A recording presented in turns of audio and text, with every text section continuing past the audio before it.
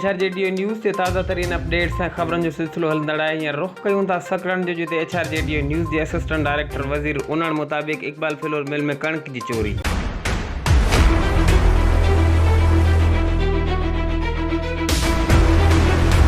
Iqbal flour mill गुज़िरियल केतिरनि ई सालनि खां बंदि आहे। उन जे बावजूदि गवर्नमेंट ऑफ सिंध खां कोटा मंज़ूर कराया त अवाम खे अटो सस्ते अॻिते विकिरो कयो वेंदो। जॾहिं त इक़बाल फ्लोर मिल मालकान सिंध गवर्नमेंट जे अखियुनि में धूड़ विझी सिंध गवर्नमेंट खां ₹3400 में बोरी ख़रीद करे अवाम खे सब्सिडी ॾियण जी बजाय हज़ारें टन कणक कराची जे मुख़्तलिफ़ मार्केटनि में विकिरो कई पई वञे। कोई मसला नहीं है, ये दिन दिहाड़े जा रही है, सारों को पता है।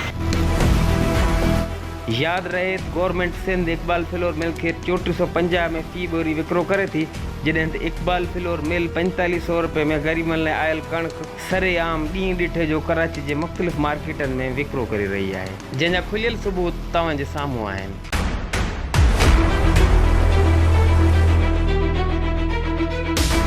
HRJDO न्यूज़ ते हिन वक़्त ताईं बसि एतिरो ई। वधीक ख़बरनि ऐं अपडेट्स लाइ ॾिसंदा रहो HRJDO न्यूज़।